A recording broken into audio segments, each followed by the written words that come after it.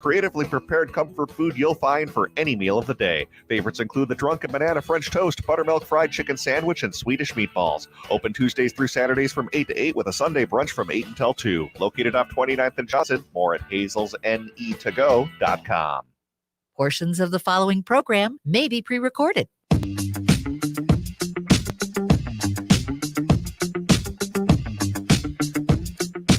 AM 950, the progressive voice of Minnesota. It's the Matt McNeil Show for your Tuesday. Matt and Patrick here. Patrick Cooligan going to join us here a little bit later on and talk to Brett in the 4 o'clock hour about some of the news they're covering over at the Minnesota Reformer. Patrick, how are you today? Doing all right. I'll be out at the ballpark tonight when the Twins take on the Yankees in Game 2. It was nice to see last night, but you know what was annoying me on Sunday's game with the Twins? There too many our players are watching strike one and strike two go by, watching them, and you're like, okay, you guys can't do. You're going to strike out a lot if you sit and watch that happen all the time. Oh, where are you sitting? Good seats? Yeah, we'll be the second deck behind home plate. Oh, that's not bad. Are you right behind home plate? Or are you towards first or third? Yeah, kind of actually right behind the plate. That's usually my buddy bought the tickets, but usually when I buy tickets, that's where I like to sit. So I am on the first base side, down first base side, right basically outside of first base. It's in the second deck, but it's basically that front row. There's a section down that's lower there. That's where I like to go and hang out there. I do like that because I'm near Tony Oliva's Cuban pulled pork sandwich shop, which is hands down one of my favorite things on the planet to eat. that is a good sandwich. That is a phenomenal sandwich. If the Twins win any of these next two games, and I just jinxed it. All right, I just jinxed it. If the Twins win either of these next two games, then they will be, for the first time in 20 plus years, had won a season series with the Yankees. That's amazing. That is amazing.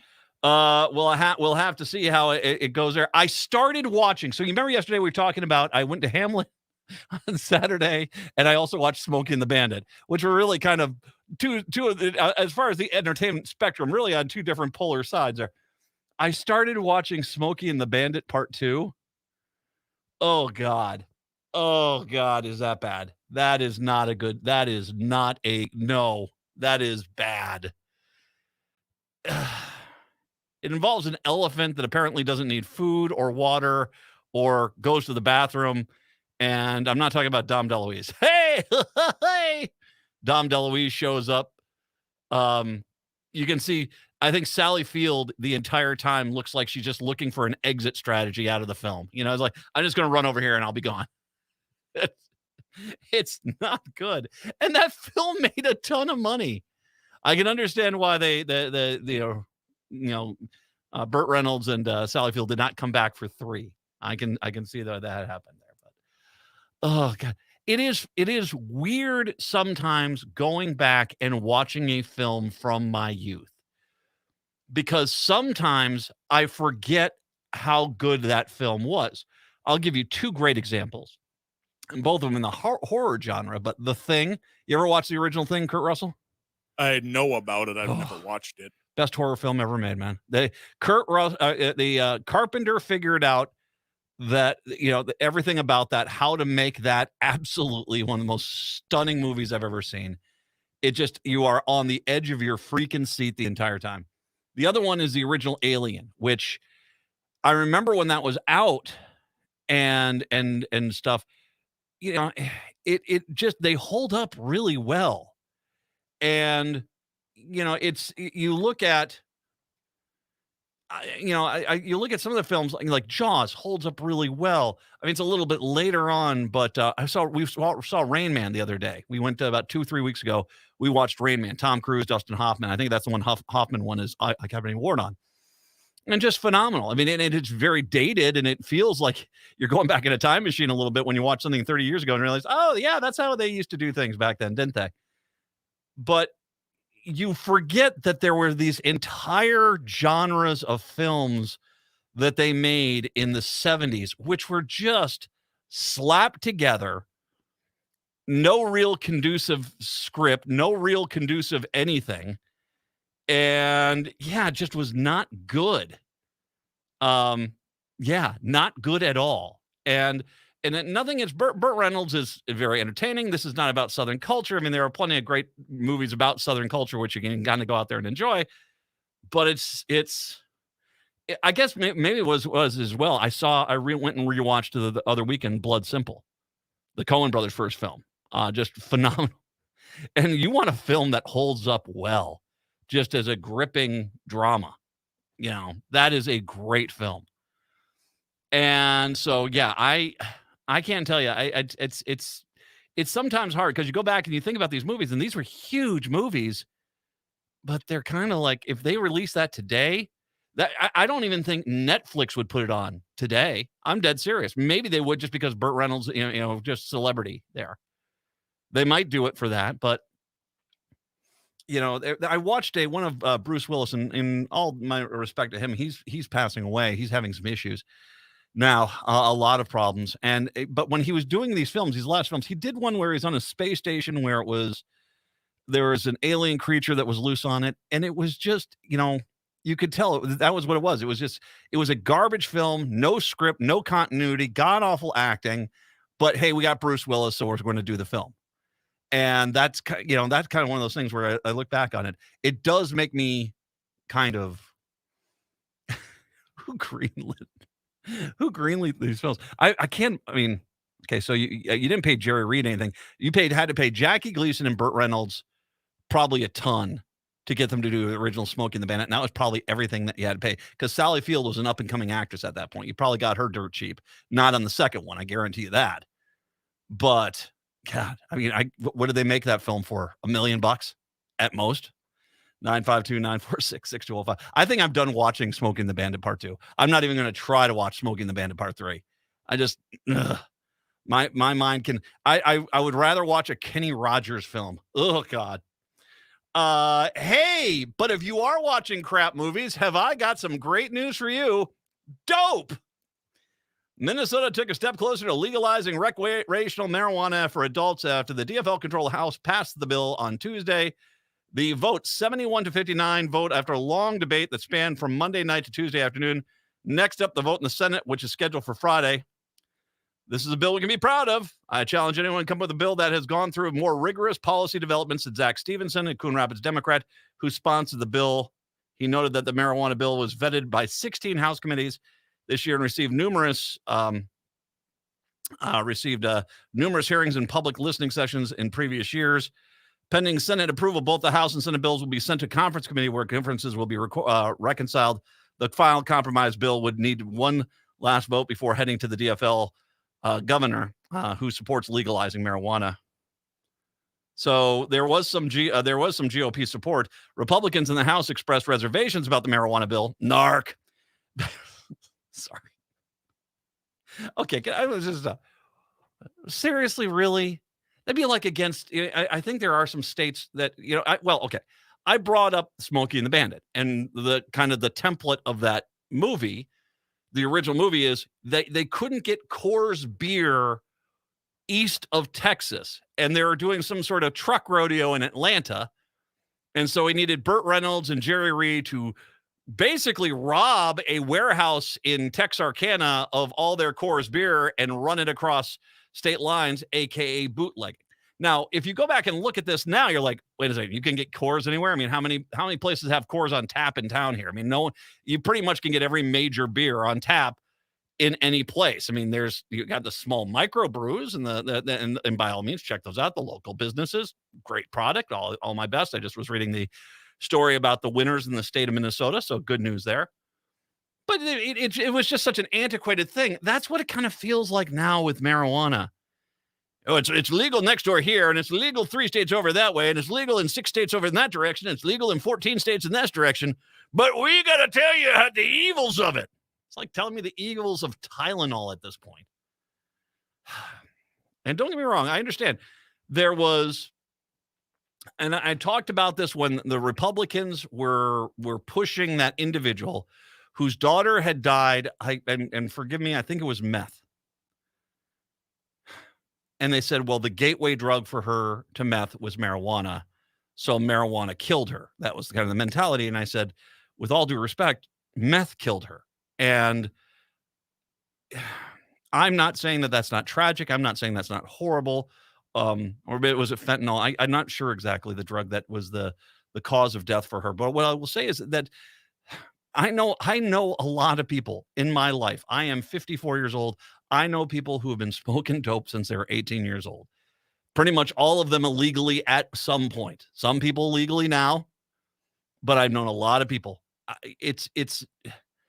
I don't know of anyone who said, "Hey, I smoked a joint. Let me try crack." I don't know of anyone that's done that. That being said, it's kind of to a point where you're going to pass this and no one's going to care. I mean, I doubt in a million years if any Republican would come back out and say, "We got to ban it again." I don't think anyone's going to. And so I guess I don't quite understand the people that are so against this when they say, "Well, what if they're using it on the job?" I said, "Well, we have alcohol right now. Alcohol use is on the job. People make that illegal. You can fire someone for being drunk on the job. Ta-da! That's called how it works. You don't have to have it's not as if we make it legal. It's basically legal everywhere. Every employer has the right to. Can I smoke dope here? Have they passed down? Can we smoke dope here at the station while we're on the air? I bet we can. I mean, of course not, Patrick. How dare you suggest that? We won't do that here in the studio. By the way, the camera's going to be off once legal dope is legalized in Minnesota. Just FYI. No reason.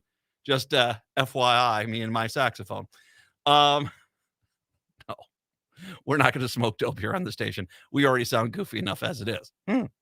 Anyway, so I just, to a point, it feels like people are out there pushing the idea of let's go back to Sunday liquor sales, banning Sunday liquor sales.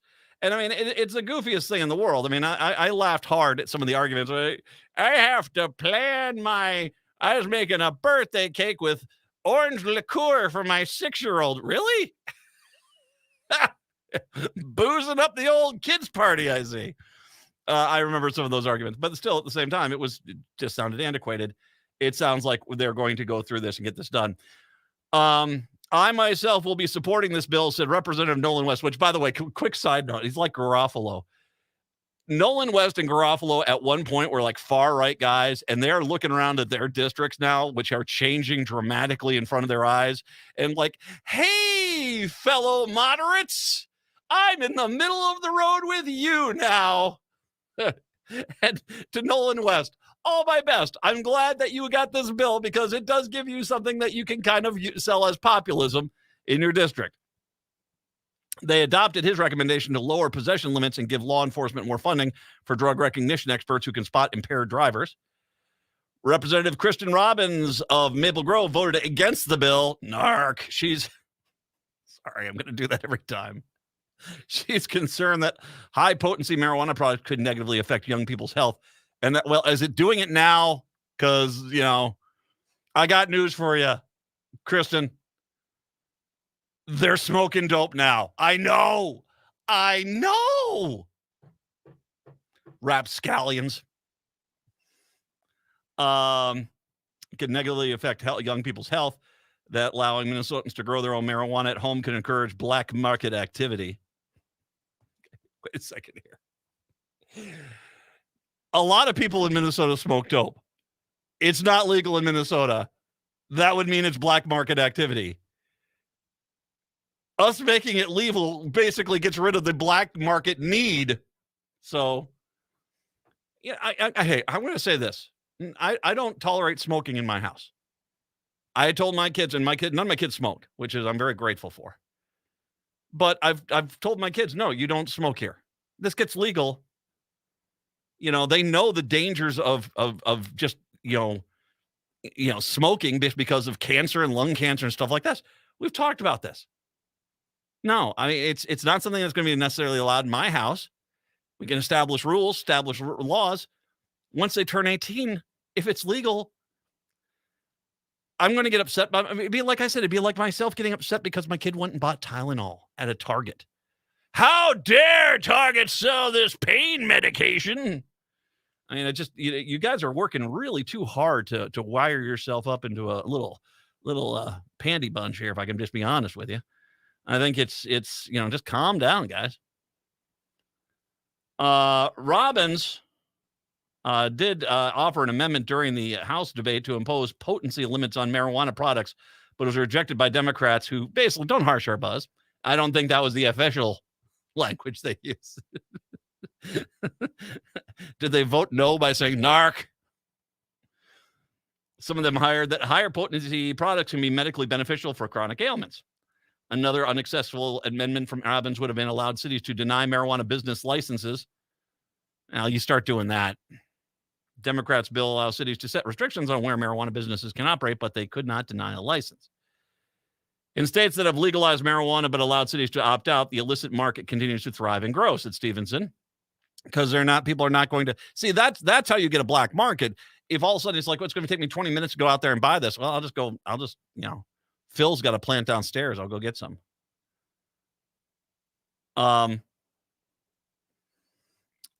Should be reminded the Star Tribune story goes through and reminds everyone that Republicans accidentally legalized gummies last year. Both the House and the Senate bills would allow Minnesotans 21 and older, yay, to buy up to 2 ounces of cannabis flower, 8 grams of concentrate, and 800 milligrams worth of edible products at one time. Adults could also grow up to 8 cannabis plants at home. Get ready for your neighborhood. See which one of your neighbors has those plant lights on 24/7 at their house. Hey, what? They got real strong night lights over there. So there you go. House has passed it, goes on to the Senate. I have a feeling the Senate will pass it. It gets done. Dope. Now that I'm kind of stressed out about this, I just wish there was some way I could, calm down, relax, chill. Hey, my camera's going to be off for a few minutes, but we'll take a break. 952-946-6205. No, not really. 952-946-6205. It's the Matt McNeil Show right here on AM 950.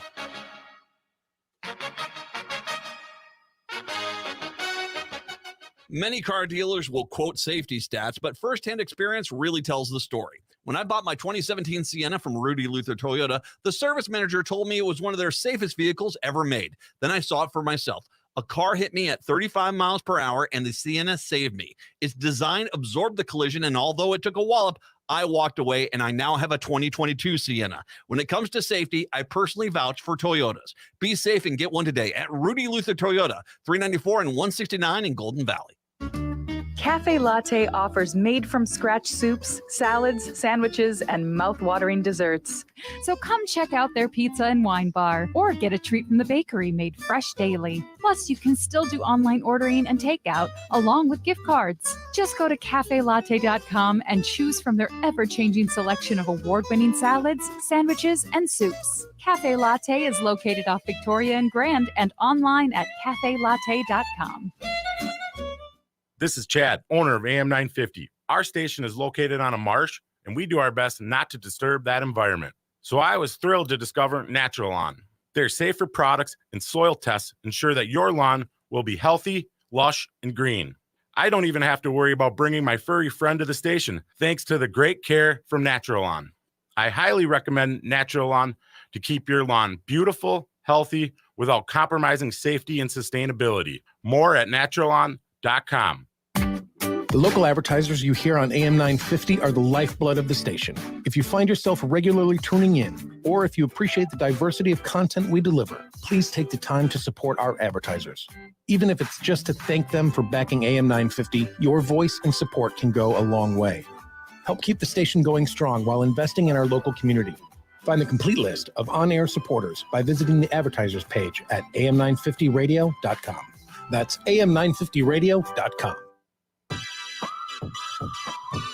AM 950, the progressive voice of Minnesota. It's the Matt McNeil Show. More news from the last day or so that you might have missed. Well, you probably didn't miss this. Dark Brandon rises. That's right. Joe Biden. I'm riding with Biden. He has officially announced his re-election bid on Tuesday, setting the stage for a potential rematch against former President Trump. Biden carried Minnesota in its 10 electoral votes in 2020, defeating Trump 52.4 to 45.3. The win gave Minnesota Democrats a much bigger margin than in 2016 when Hillary Clinton did edge out Trump by 1.5%. Biden also won the 2020 primary with 38.6% of the vote one day after Senator Amy Klobuchar ended her campaign and endorsed his bid. In 2008, he pulled 0.06 in the state's Democratic caucus, despite dropping out a month prior. He did end his 1988 campaign. That guy's been around a while. Before the Minnesotans weighed in. Minnesota, here's where it gets interesting. Minnesota U.S. Reps Angie Craig and Dean Phillips made headlines last summer when unnecessarily they basically expressed support for replacing Biden with a new nominee in 2024.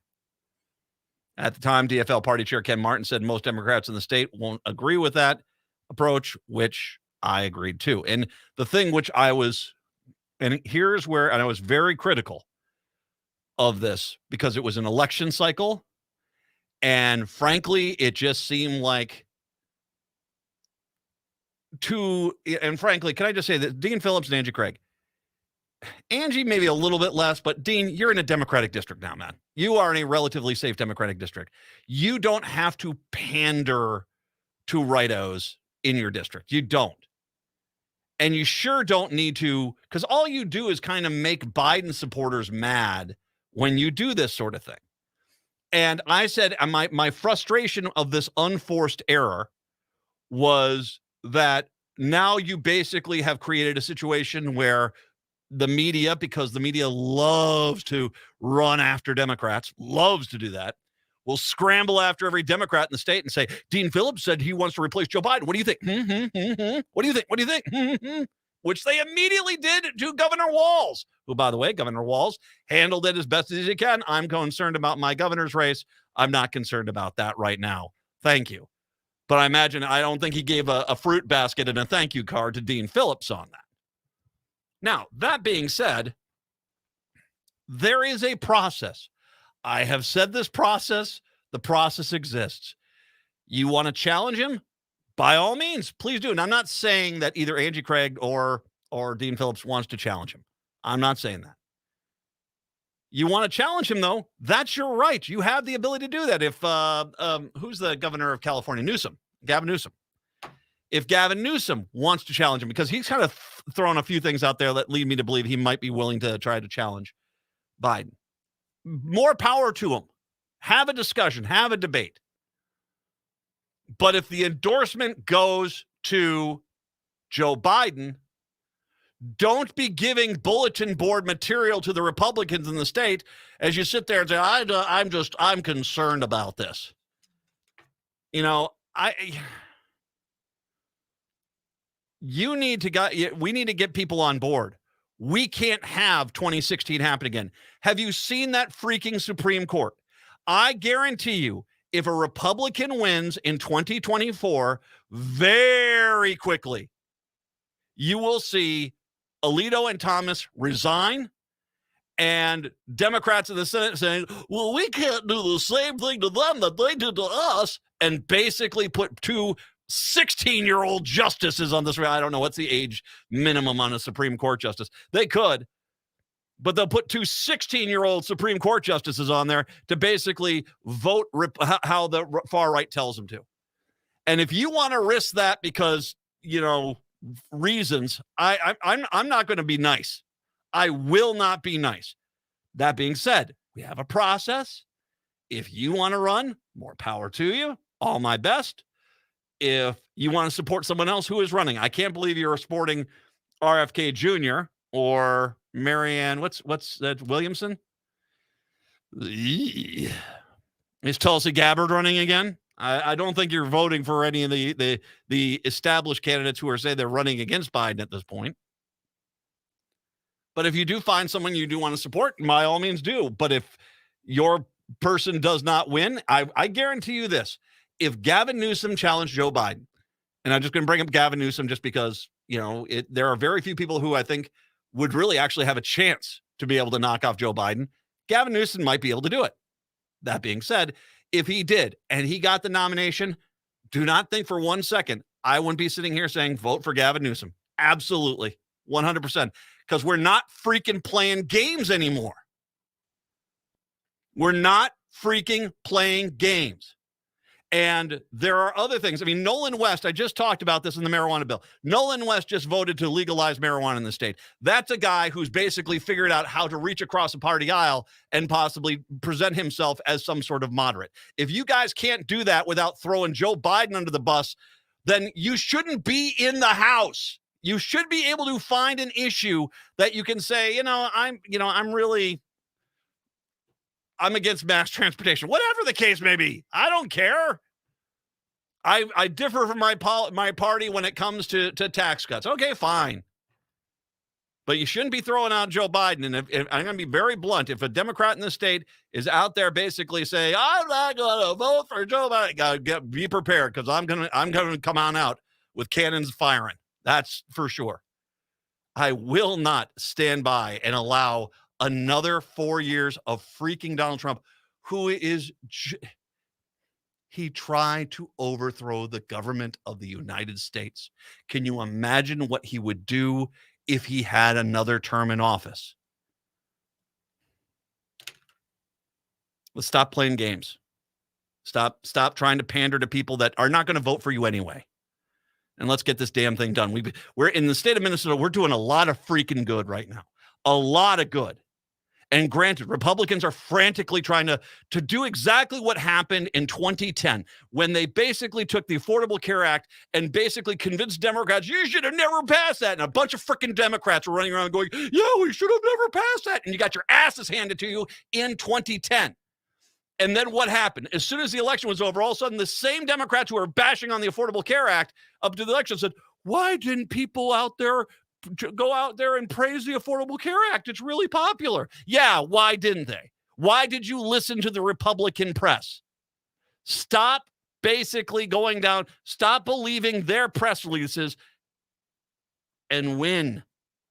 Because in case you haven't missed it, in North Dakota, they basically made it to where even if you have rape or incest cause a pregnancy in a girl, if she doesn't catch it by 6 weeks, that basically she can't get an abortion in the state of North Dakota because that's what they think is compassionate Christianity.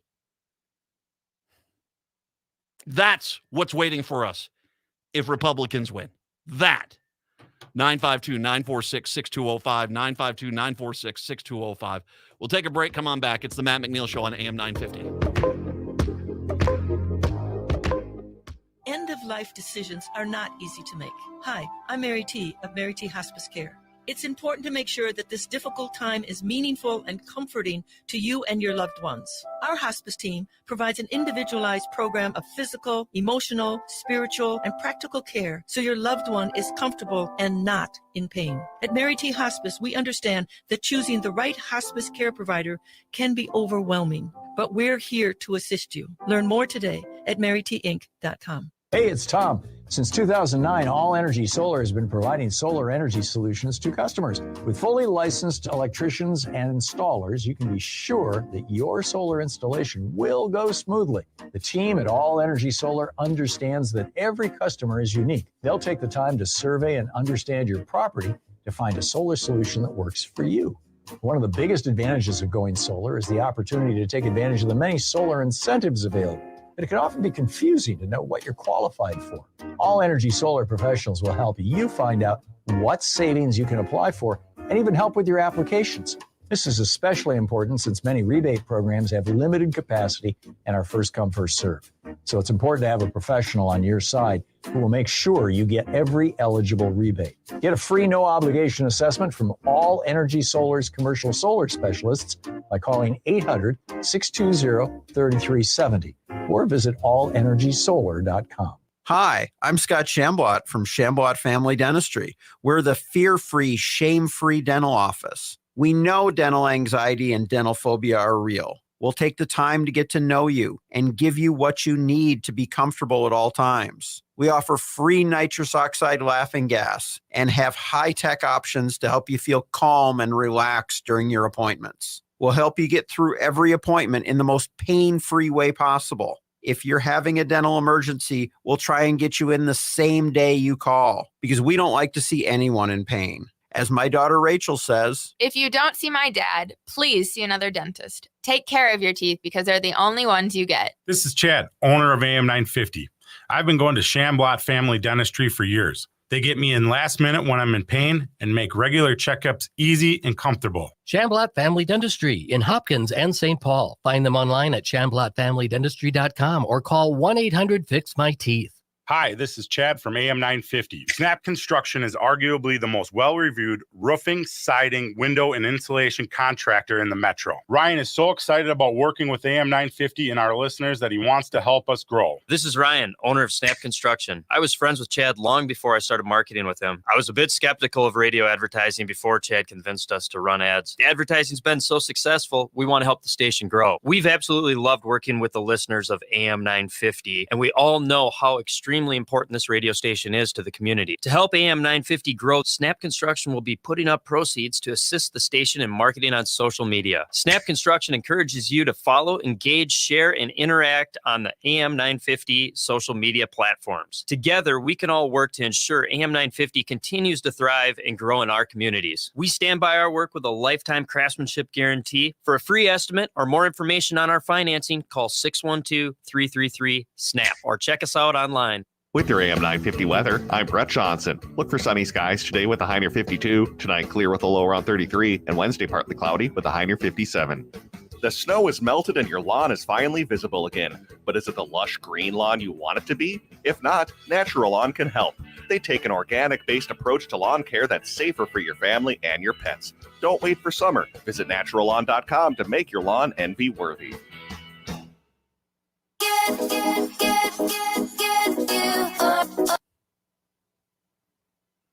AM 950, the progressive voice of Minnesota. It's the Matt McNeil Show. 952-946-6205. 952-946-6205. I hate that song too, so we're done with that. I wanted to bring up something that we talked about back when Trump put on the tariffs. Now, I don't know if you remember this, and you probably should. It was stupid as hell.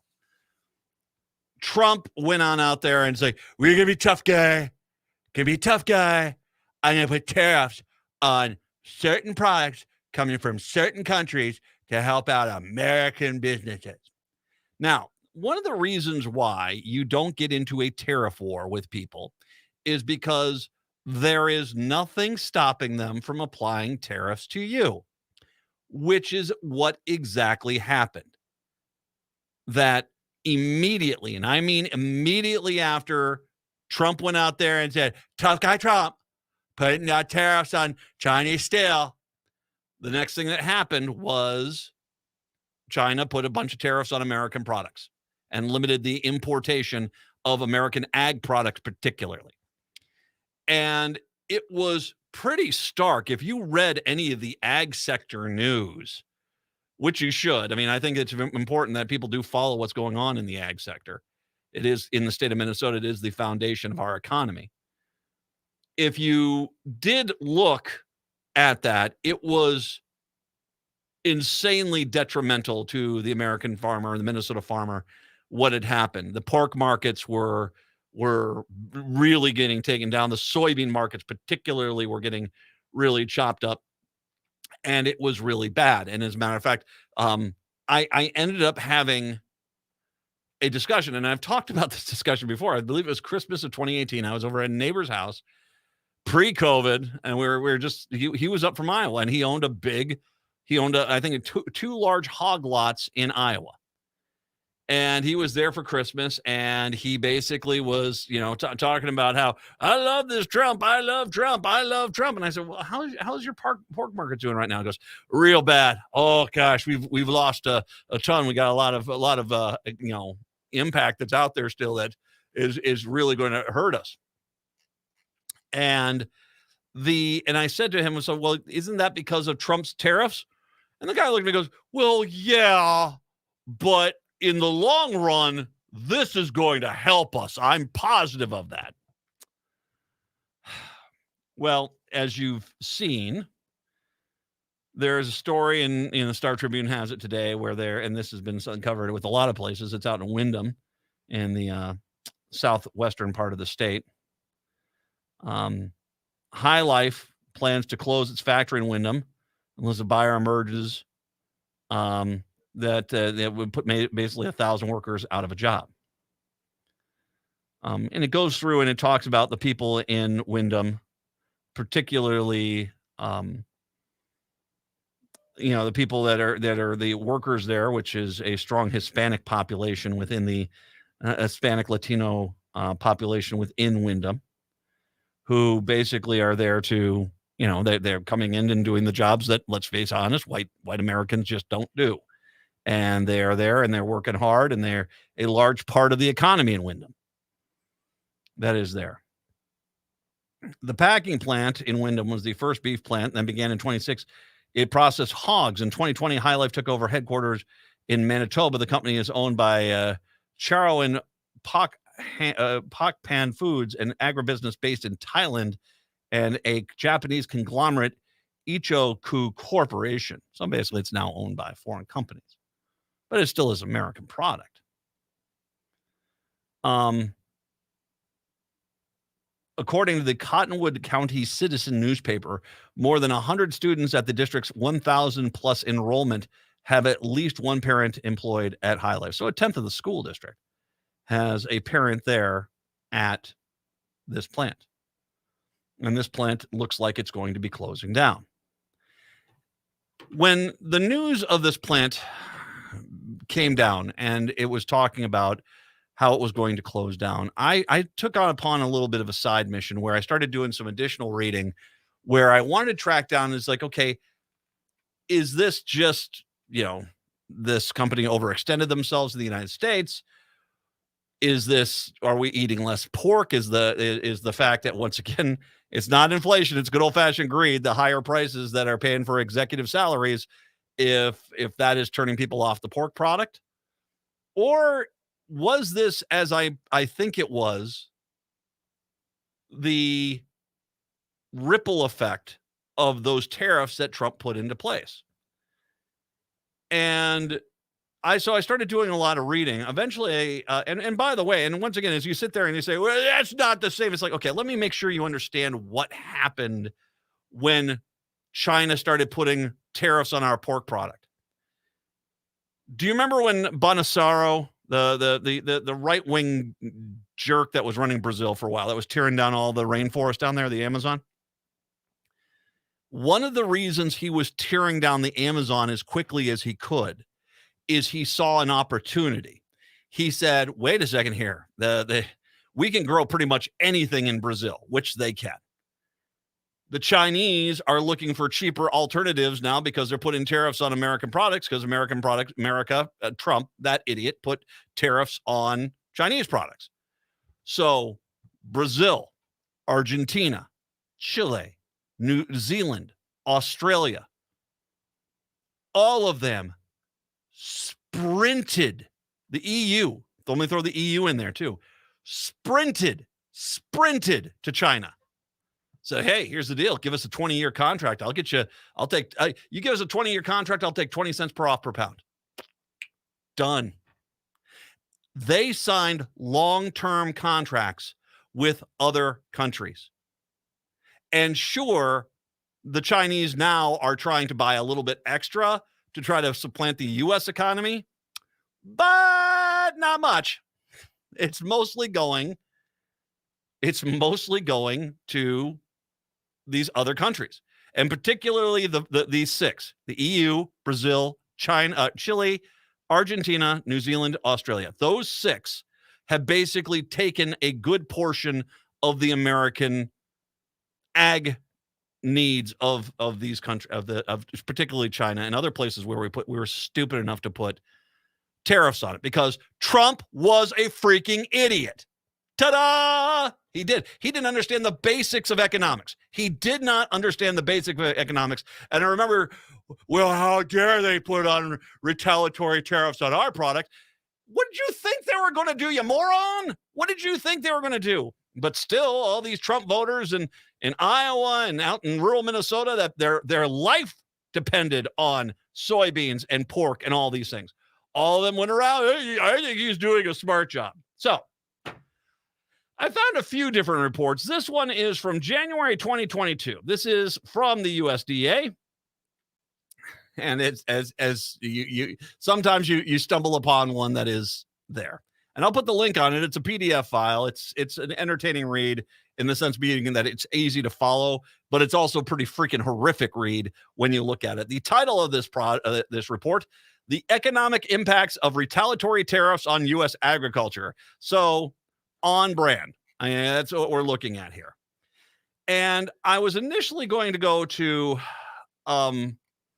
a chart, a page here, and I was going to start looking around a little bit in regards to the impact of the Chinese thing, because that's, I think it was page 25 of this report.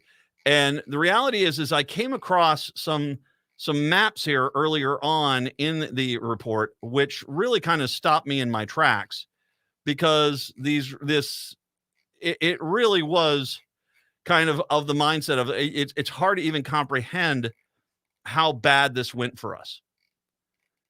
And if you go to page 27 of this report, it has maps. Now, I'm going to talk primarily about Minnesota here, but there's all sorts of ag products that they did track here.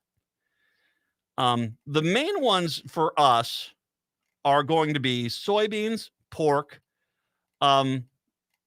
There's some wheat, there's some dairy. Corn is a large one for us on this one. We some things we don't really care about. Sorghum, that grows down south of us.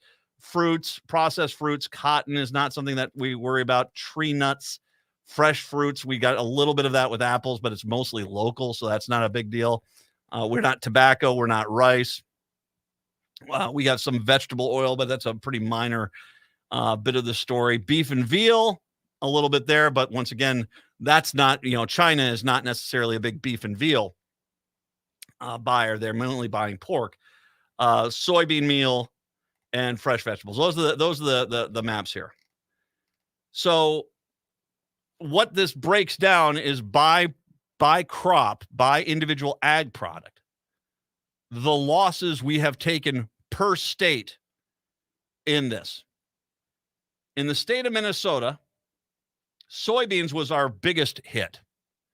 Because of Trump's stupid tariffs, the estimated trade losses in millions of dollars for soybean is $750 to $1 billion in Minnesota alone. In Minnesota alone. Trump's stupid tariff war cost Minnesota soybean farmers basically $750 million to $1 billion in market share out of China. It's worse than Iowa, where that guy was from, who was talking about, this is going to be great for us. Your soybean farmers down there lost $1 billion to $1.2 billion. Unbelievable. That was by far the biggest hit, soybeans. Pork didn't fare too well either, though. In the state of Minnesota, Minnesota lost between $100 million and $200 million worth of share of the pork markets. Annualized losses for selected commodities due to regulatory tariffs by commodity. So this is directly caused by these tariffs that were slapped on our products after Trump decided he was going to be stupid idiot with a tariff sticker. We now see the full impact of this. Our pork market, once again, down 100 to 200 million in Minnesota alone. In Minnesota alone. That guy down in Iowa that was up there screaming about how this is going to be so good, they're well over 200 million in pork revenue. It is an absolute unmitigated disaster to our ag sector. It absolutely is. And when it comes down to which companies are getting, what ag companies are getting their product into China, do you think it's the small mom and pop, even the medium-sized farm? Oh, please. It is the large, massive corporate farms. They're the ones who are getting their product into China at the expense of anyone else because they're the only ones that can get in there. They got enough product that's there. Trump did this. That pork plant in Windham, when you scroll a little further down in the report, it talks about the share of agricultural export losses for retaliatory tariffs per state. Per state, Minnesota lost 7.1% of their ag sector. 7.1% is on Minnesota. 7.1%. Directly related to Trump's tariffs. It is an unmitigated disaster. And what do you hear all these Republicans that represent all these districts where the soybean farmer and the pig farmers are, the other farmers, what do you hear from them? Do you hear like, holy God, we've got to fix this? Do you hear them say, Trump sure made a mistake? Nope. They say, black people, Minneapolis guns. Ah! That's what they say. That's all that matters to them. Trump torpedoed this state's ag economy. It's worse in Iowa, where Johnny Sunshine was down there thinking it was going to be better. 11.1%. Because the idiot didn't know what he was doing on the international trade markets, and no one had the courage to go up to him and stop him. That's why your pork processing plant's closing in Windham. That is why. Not because liberals, not because of Biden. It's because we lost 7% of our ag sector because of an idiot that didn't know what he was doing on the international trade levels. And so the repercussions are now happening, the ripple effects. Not all of our pork processing plants are going to go down, but enough of damage has been done. We're going to lose one of them. And with that, 1,000 jobs. And until the Republicans that represent these districts lean back and realize, holy crud, this is a disaster. We need to help protect the people I represent, as opposed to just sitting there screaming, Minneapolis gun, black person, which is all they care about. Then guess what? We're never going to solve this problem. We're not going to solve this problem. Because I can tell you right now, if I was a Republican and I read through this report, I would be furious at the damage that he's done to my state. And to my constituents, 952-946-6205, 952-946-6205. We'll take a break. Come on back. I'll take your call in a second here, Dave. When we do return, it's the Matt McNeil Show right here on AM 950. Hi, this is Frank Brown, owner of Minuteman Press Uptown, Minnesota's only minority-owned union printing company. We have big news. We've moved to North Minneapolis. Why did you move? As a Black business owner, I wanted to be part of the North Minneapolis community to provide jobs. Are there other reasons you moved there? We have bigger new equipment and outgrew the other location. What kind of new equipment do you have? We have new equipment that allows us to print quality signage and banners. We also have a new inkjet printer, printing larger sheets, improving production efficiencies. Is the new location easy to find? It's not only easy to find, it's more convenient with plenty of parking. We are now located on Washington Avenue North off I-94 and the Dowling exit. So do you still print everything? We print more than everything. We have over 175 Google reviews with a 5-star rating. Call 612-870-0777 or visit mpuptown.com. That's mpuptown.com. We print everything.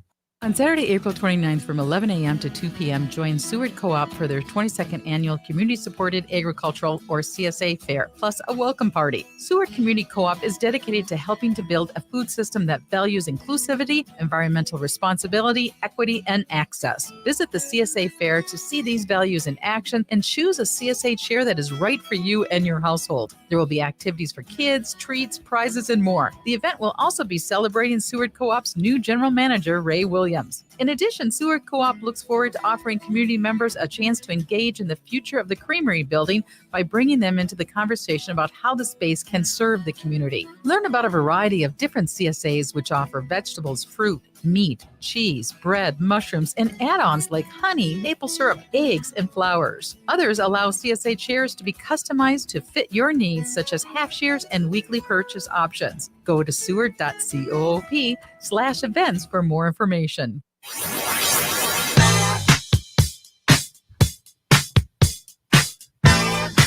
AM 950, the progressive voice of Minnesota. It's the Matt McNeil Show.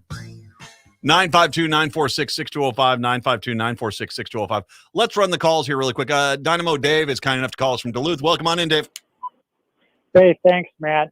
Couple things. I want to talk a little presidential politics. Now that Tucker Carlson is out of a job, do you think he'll run for president? I was looking at that article on Raw Story today. Yeah, it basically says he might not, considering there's no one outside of OAN or Newsmax, no one would really hire the guy, so he's not going to really get his there. He might be forced to have to do this to stay relevant. I mean, he's a lot brighter man than Trump in many ways. But Trump, he's like a Teflon man. Well, but he's an evil human being, and I don't know if that's necessarily a good thing. Dave, thank you very much. I appreciate the call. Yeah, it's like, hey, yeah, he's smarter than Trump, but I mean, my water bottle here is smarter than Trump. I don't know if I'd be wanting to elect that as the president of the United States. Bill is in Crystal. He wanted to chime in on the agricultural topic we were talking about. Welcome on in, Bill. Yeah, hey there. Hey, isn't the reason why over 50% of our lakes and waterways in south and western Minnesota due to the big ag, particularly corn, soybean monopoly and monoculture because of the over-fertilization and overwatering? I think I'd like to see about a third of that restored to native prairie so we can bring back the prairie chicken, bring back the meadowlark, bring back the bison, and maybe another third planted in hemp and vegetables that people can actually eat, and then keep a third in corn, soybeans, well, and so. And Bill, if I can step in here really quick, and I would like to get your response to this really quick. The key is this: whatever you do with ag, if you make it corporate ag, it doesn't really do that much. Your idea is great, but you need to support the small farmers. And frankly, the Republicans themselves on the federal level have done everything in their power to wipe out the small and mid-sized farmer they can. Well, right, but then we need to support them. We need to encourage them, give them subsidies to plant these vegetables and hemp and so forth, and restore some of the native prairie. We can do that. We've got the huge budget surplus. Well, and Bill, thank you very much. I appreciate the phone call. When you talk about subsidies, one of the problems is that they're great. Republicans are big on subsidies. They all go to the wealthiest farmers. They all go to the wealthiest farmers. That's what happens. That's the system they set up. So that they talk about it, and it's the most, when Republicans talk about helping out the farmer, it is the most dishonest conversation you'll ever hear. We're here to help preserve the family farm. No, you're not. You're basically here to give a cash handout to corporate executives who have never put on a freaking pair of overalls in their life, who basically have sat in a boardroom, bought up all these mom and pop stores, run their agri-corporation as a business at the expense of the farm workers who they're not paying very well. But basically every once in a while, they'll go do a photo op where it shows them putting a pumpkin on the back of a tractor. Look, I'm a farmer. And you give them millions of dollars to do that. While the real farmers are out there who are getting crushed by prices by the suppliers, who are basically being ordered to cut their costs, or else they get a pittance thrown at them. Nah, you guys, we need to step back and completely rethink our ag sector. I mean, heck, we have states right now where foreign governments are buying up all the land, and the Republicans in charge of those states say, isn't this great? You do understand that means that those products do not stay here in the United States.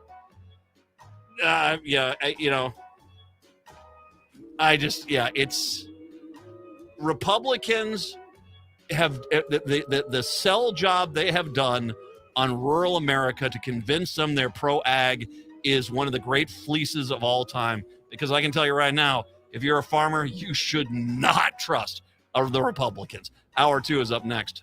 Hi, I'm Scott Peterson with the Minnesota News Network, inviting you to join us this week for Minnesota Matters, a news, entertainment, and sports show covering everything that matters in the North Star State. Tune us in right here or at your convenience at minnesotanewsnetwork.com.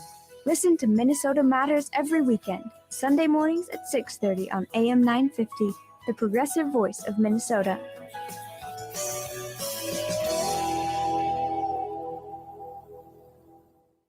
Are you the parent of a 2 to 7-year-old? Listen closely for an exciting free radio offer. By now, you've probably heard of ABC Mouse, the Parents' Choice Award-winning online learning program that's actually changing the lives of early learners everywhere. ABC Mouse is like a little one-on-one teacher. It has helped her so much. Right now, we're offering a special radio promo to try it free for a month, but you have to go to abcmouse.com/radio to claim your free month.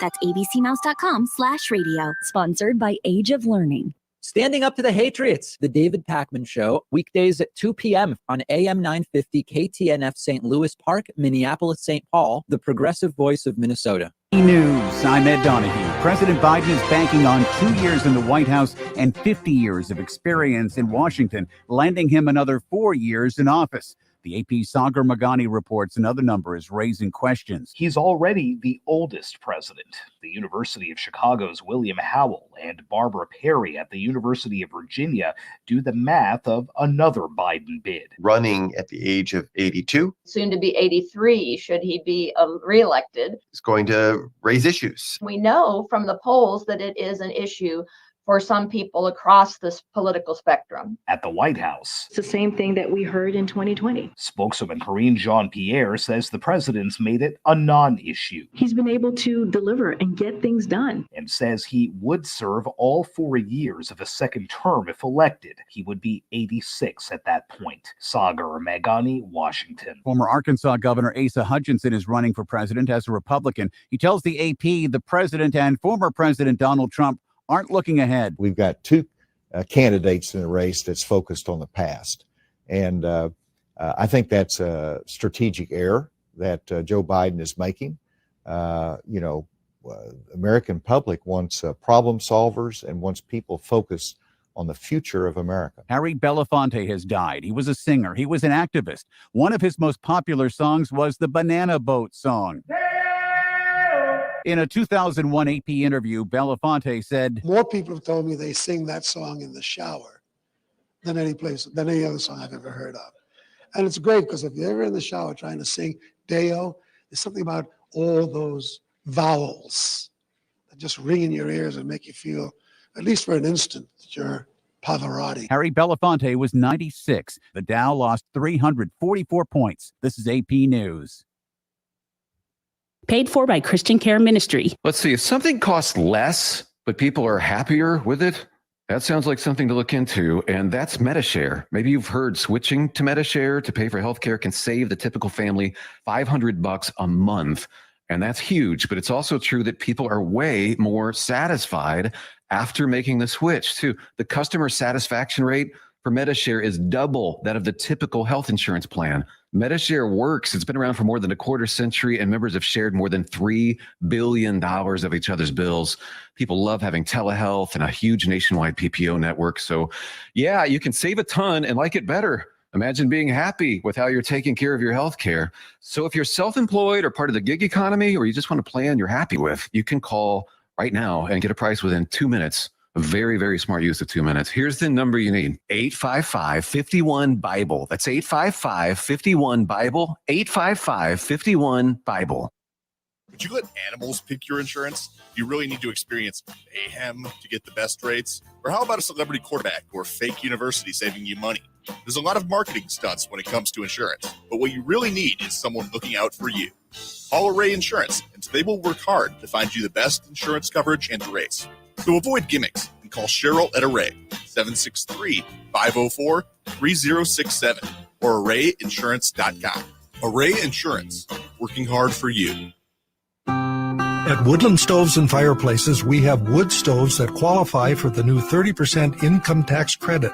A great opportunity to get an efficient stove and heat with renewable energy. Right now, avoid supply chain delays, avoid the fall rush, avoid bad weather installation, and save money because we are now discounting the price on all chimney parts you need for installation for any of Woodland's new stoves and fireplaces. We can help you with the stove and the chimney planning. Want to do it yourself? We will help you determine all the parts needed with our installation know-how. We have been installing wood stoves and fireplaces for over 45 years. Woodland Stoves and Fireplaces has over 35 working wood, gas, and electric units on display at the corner of East Franklin and Riverside Avenue in Minneapolis. Save money. Take advantage of the spring and summer chimney discounts when you buy any fireplace product right now at Woodland Stoves and Fireplaces. With your AM 950 weather, I'm Brett Johnson. Look for sunny skies today with a high near 52, tonight clear with a low around 33, and Wednesday partly cloudy with a high near 57. Hazel's Northeast has some of the most creatively prepared comfort food you'll find for any meal of the day. Favorites include the Drunken Banana French Toast, Buttermilk Fried Chicken Sandwich, and Swedish Meatballs. Open Tuesdays through Saturdays from 8 to 8 with a Sunday brunch from 8 until 2. Located off 29th and Johnson. More at hazelsnetogo.com. Portions of the following program may be pre-recorded. Hour number 2 of the show on your Tuesday. Good to be with you, Matt and Patrick here. Coming up here in just a few minutes, we've got Patrick Cooligan from the Minnesota Reformer talking about various things, including a farmer bill, which might have to see if I can send her to John Hoffman on the air. I'll have to talk to him about that. We'll get that for a future date here. So Patrick, do you know that there was that hubbub about the new cartoonist over at the Star Tribune, a guy named Mike Thompson, right? Yep, I had seen that cartoon over the weekend, and then we talked about it. Well, you talked about it yesterday. Yes, I did, and I had a fun weekend before Tucker Carlson got canned. He's put out his next cartoon, and I'm concerned. Here's the cartoon. It's a car going down the road, all right, and its tires come off, and the road's got lots of orange barrels on it. It's a little bumpy, all right, okay. Lawmakers voted to name this stretch of highway after Prince. What did Prince ever do to them? You know, that's not funny. It's really weak. That's real weak. I mean, that makes us look like comedy geniuses here. I mean, seriously, have you heard this crap fest? We actually sound funny compared to this. The guy says he's from Minnesota. Is he from Minnesota, or does he just have one of those Minnesota pun books where it's, you know about Minnesota and shoveling snow? He read How to Speak Minnesotan, and that's what he built a fantasy world around. He's got that duct tape book, man. Oh, that duct tape, doesn't it? Oh, boy. The comic stylings, dude. You need to, okay. I presume you have better material. Yeah. As one person said, I wish I could fail up like Michael Thompson has. Wow, that was cold, by the way. What are you eating, by the way? When you go to Target Field tonight to go watch our Twins hopefully get another victory over the New York Yankees, what are you going to be dining on? I am a purist. I get the hot dogs, the popcorn. Yes. I don't typically stray too far from the staples. I will have now I'm a little concerned about the speed, because I used to have a hot dog early and then Tony will leave a pulled pork sandwich later. You know, now I might have to, I don't want to put like the hot dog in the pulled pork sandwich. If I have to, I will. But they got a good hot dog over there, man. Yeah, they do. They have several really good hot dogs. The other thing that I fell in love with last year was the Soul Bowl, and I don't know if that's back this year, but I hope it is. I think my wife had that one time. I was like, oh, that looks pretty good. Oh, they're doing so much better on the food. I saw there was someone posted a picture of the old Metrodome food, the cost of the food. And you didn't have a lot of choices there. But I will say one of the greatest things they ever did in all sports was Dollar Dome Night over the old Metrodome. And I think for like $5, you got a ticket into the outfield, an upper deck outfield and left field, and you got a hot dog.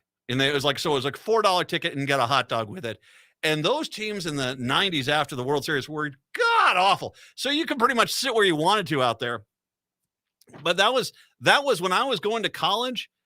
We would do that all the time because if we get food and it gave us something to do. In the days before walking around staring at your glowing rectangle, I went to more Twins games over those 2 years when I was going to Brown Tech. That's right.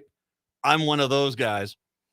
But when I was going to Brown, we'd do that every night. And or every night we could, and it was great. Just couldn't see a thing from out there too, by the way. Yeah, balls and strikes. You really can't see it from when you're sitting 5 football fields away from the pitcher and the catcher. Did you ever make it to the old Metrodome? You did, didn't you? I did. It's kind of one of those things that would never go back, but will always cherish the memories. Dude, if you sat down the third base line, you had to be sitting. You first were sitting in a rigid thing that was facing straight out. So basically, your viewing position was center field. And so you couldn't really, and so you basically had to kind of figure out some way to kind of adjust yourself to look down. It wasn't convenient, man. Ugh. No, it really wasn't. But yeah, I know what you're talking about. One of the last games we went to, we actually won tickets in a local contest. Yeah. And so we went down there, and as you said, it was kind of like my neck is still never recovered from that game. Those seats, those were the radio station giveaway seats. They gave away so many seats down the third base lines, particularly right before you got to the curve, because you couldn't see a damn thing down there. Did you ever make it to the old St. Paul Civic Center? You never made it to the old St. Paul Civic Center, did you? No, that got torn down. I think I was about 7 when that went down. Well, thanks for making me feel old. If that was a sombrero, you could be on row 1 and you could not see the ice on 4 different locations on the old St. Paul Civic Center. It was god awful. Did you ever make it to the old Met Center where the North Stars played? Down by the Mall of America? No, because I was gone when I was like 2. Sorry. Jeez. All right. No, I was there. Well, I came back from the military. I came back from the 1992. So at the end of the 1992 season, I watched a soon-to-be Dallas Stars team taking on the Hartford Whalers in what was a gem of a 1-0 overtime loss for the Stars. God, what are you showing me here? I mean, he had traded off every player he had. Those teams were atrocious. Where did Hartford go, by the way? Are they Colorado? They are Carolina. They're Carolina, that's right. They moved to Carolina. But God, I mean, I'm glad we have upgraded our stadiums. And for anyone that sits there and says, because it's a little cool right now, we should have put a roof on this. There was nothing more upsetting than a 75 to 80 degree sunny day in downtown Minneapolis in June, July, and August, and you win inside the freaking Metrodome. There was nothing worse. Just was, I'll take a few cold days. Heck, I love going to games in September because usually if the team is out of it, you can get really good seats pretty cheap. And, I love that crisp fall air and watching a baseball game. I do love that. Not a problem at all. I'm so glad we have outdoor baseball. I am glad. The Vikings, to a point, I get the roof there. Although I would love the days when they were at the old Met Stadium and they'd have that poor Tampa Bay team come up here because they were in the Central with us, and they pull these guys with tropical dreams and having to play out there with Bud Grant on that, and oh God, it was just brutal. And that poor Tampa team didn't know what hit them. They'd come up here, they didn't know what hit them, and after they played outside there, they would play over at Lambeau, and it was not good. So. No, I'm glad. I mean, we're there. Just enjoy the time right now because it's only a matter of time before one of the owners goes, it's not good enough. I'm going to move the team. And we have to basically spend another $2 billion in a freaking stadium. Enjoy it. Enjoy the hot dog. What do you put? I just put mustard on mine. Maybe a little onions, maybe a little sauerkraut. What do you? I am a plain Jane. You are? Yes. Man, are you one of those guys that dips it into coffee? That is not a question I was ever thinking I would get in my life. I was in an Iowa press box, and there's a guy that did plain Jane hot dogs, and he's got his cup of coffee. He takes his coffee, dips his hot dog in his coffee. I'm like, wow, did you lose a bet? Are you in a frat? What are you doing? Hey, this is a good way to eat it. Okay, it's a way to eat it. Good, I think, is a variable term. 952-946-6205, 952-946-6205. Let's get to Patrick Hooligan. He is the great head honcho we have over there from Minnesota Reformer that comes on our show. on Tuesdays to talk to Brett about some of the news out there. He's got a few different things he wants to touch on. I think Wessenberg is in there, that pharma bill, which is in the Senate, which I'm a little concerned about. He'll get to that as well. It's Patrick Cooligan with Brett right here on AM 950. AM 950, the progressive voice of Minnesota. Brett Johnson with you here on a Tuesday afternoon. And as usual on Tuesdays, we're joined by Patrick Cooligan, who is the editor-in-chief of the Minnesota Reformer. As today we'll be following along some of the latest news at the state legislature, including the possible legalization of cannabis, at least in the State House of Representatives. We'll also be talking about some controversy with Nathan Wessenberg and the fact that he kicked a few teacher constituents out of his office. And then we'll talk about the Drug Affordability Board that was set to be created, but could possibly have been weakened due to some actions that were taken in the state Senate. So we're going to be talking about all three of those topics today. Patrick, thanks so much for coming on the show today. Thank you for being good to be here. Absolutely. So let's start off with marijuana possibly being legalized recreationally here in Minnesota. So right now, I know the House is still working on trying to get this bill passed as we're recording right now.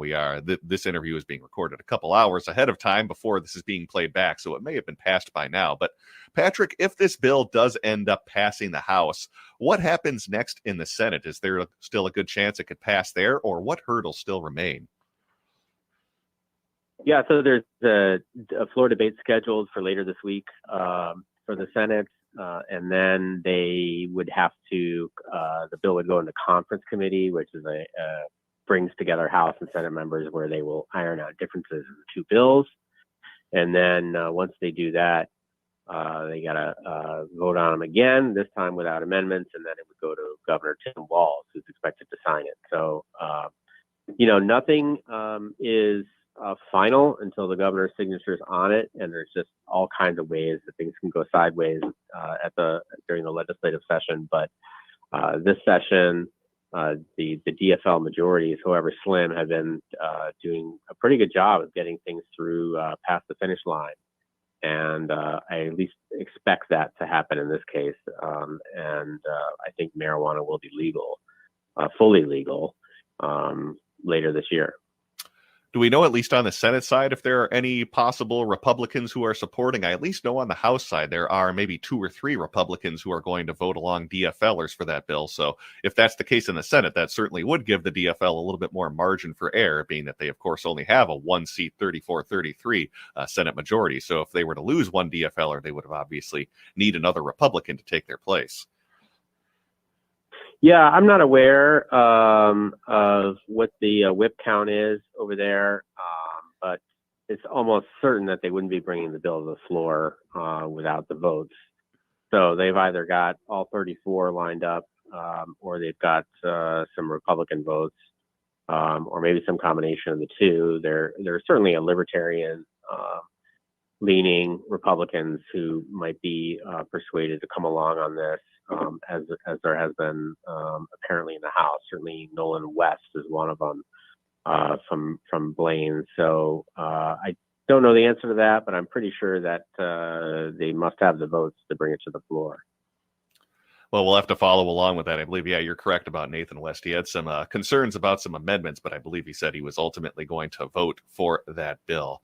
Do want to talk about some other news at the state legislature, and this has to do with what Dina Winter was working on, as right now the legislature is also debating a bill that would create a prescription drug affordability board to set limits on drugs with prices that are deemed unreasonable. This is especially true for drugs that treat rare diseases. They're called orphan drugs, and that's where we sometimes see some of these outrageous drug prices. But there was an amendment added to this bill that would create the Prescription Drug Affordability Board that's backed by Big Pharma and passed the Senate 34-33, with critics saying that it largely guts the new board. So let's dive into this a little bit more, Patrick. What exactly is the Prescription Drug Affordability Board, and how does it work, and what exactly would it do under what's being proposed right now? Well, this has been created in a few other states, a handful of other states, and they would essentially cap the price of certain drugs, and has a lot of support amongst providers who are, and of course patients who are paying exorbitant amounts for some of these drugs. And the Senate took a step to really gut this thing last week, and so it was a good find there by Dina, wherein the pharmaceutical industry really still has tremendous influence despite the DFL control of the legislature. So what exactly was this amendment that was added to the bill that kind of guts this overall drug affordability board? Because as I understand it, there was actually a DFLer that kind of put this amendment over the line in terms of getting it passed. Yeah, the amendment excludes the board would no longer be able to review rare disease treatments and drugs that have been on the market for less than 7 years. I mean, the problem is that those are the two types of situations in which we're seeing the most exorbitant prices for drugs. The industry says that they need these prices in order to help fund research, and that because of the large prices that the huge prices they can pay, they can charge, they're able to introduce more of these life-saving drugs. So you can take that for what it's worth. The deciding vote was, as you mentioned, a Democrat by the name of John Hoffman, who's generally been the kind of most centrist, fly in the ointment Democrat so far this session already, and I think that's generally how people viewed him going in. But this is the issue with having a one vote majority. It only takes one, and they got Hoffman on this really key policy. It's not over yet because the intact policy has passed the House, or it's going to, and then there'll be a chance to clean up this in conference. But now Hoffman obviously has quite a bit of leverage. If they're going to get this drug affordability board passed, they're going to have to give him something in return. Well, I'm glad Dina was able to find this because, as you said, we've kind of been talking about certainly a lot of the focus on the legislature has been on, for instance, legalizing marijuana and protecting the right to the abortion. But there hasn't been a lot of talk about healthcare costs. So I'm glad she's was able to find this because it does kind of show that Big Pharma still does have a major influence over both, Republicans and Democrats. And it sounds like they've been pressuring a number of swing district legislators to vote against this bill. So let's talk a little bit about what Big Pharma has been doing to lobby against some of these members of the legislature, because there certainly is still a lot of power that they have in the legislature, even though that we do have unified DFL control. Right. They smartly hired a lobbyist by the name of Sarah Erickson of a firm called United Strategies. That's a DFL-leaning consulting firm, which helped Governor Walz's reelection campaign. And one of the founders of the firm is the governor's deputy chief of staff. So that firm is lobbying for a big trade group that represents biotech companies, and they're of course are against the drug affordability board and in favor of this amendment. So we all have a mortgage to pay, I guess, Brett, and some people's are larger than others. So again, closely divided Senate, it only takes one vote, and this effort to control the runaway prices of pharmaceuticals looks like it's in a little bit of trouble right now. So you alluded to this a little bit, but what does happen next? Does this go back over to the House? What does Governor Tim Walz think about this? And I guess I should have asked this earlier. What exactly were some of Hoffman's objections? Is there a chance that some of these could be ironed out in committee once this does go through the House? I'm curious what happens next, because this does seem to be a little bit of a curveball that was thrown in the plans of trying to create this board. Yeah, I think at this point it depends on how much political capital Democrats are willing to expend to get this done. I mean, how committed to it are they? They certainly have a lot of priorities this session, but you would think this would be a big one. The rising cost of drugs, life-saving drugs, is an issue for so many Minnesotans. But at this point, given Hoffman's objections, they're going to have to expend some political capital and give him something that he wants to bring him back over. So it's going to be just a matter of priorities. Nothing is dead until that gavel comes down. But clearly, he's got some leverage here, and they're going to have to decide, how committed they are to this. Otherwise, it's next year, like Twins fans would say. Like just about every Minnesota sports fan. Yeah, wait till next year. Well, make sure you follow along with what Dina wrote on that over at minnesotareformer.com, minnesotareformer.com. Final thing I want to talk to you about, and this has to do with the controversy with Nate Wessenberg, the state senator, Republican. We talked a little bit about him last week on the show, but just a refresher. So what happened was that 3 teachers from the Malacca School District went to meet with State Senator Nathan Wessenberg about special education funding and some concerns teachers had about special education funding. But when Wessenberg learned that the teachers were part of the Minnesota State Teachers Union, well, things began to go poorly. As the teachers say, the meeting ended abruptly when Senator Wessenberg kicked them out of his office and accused them of teaching kids to be gay and to hate white people, among other things. So I'm kind of curious what your thoughts are on this, because it's just unbelievable, the details of what happened, because they were even confirmed by Wessenberg himself in his own newsletter. So there's not even any controversy necessarily into what happened. He fully admits this whole controversy happened with these teachers, but this is a pretty unbelievable situation that occurred last week at the Capitol. Yeah, good scoop by Michelle Griffith, who's a regular reporter over at the Capitol.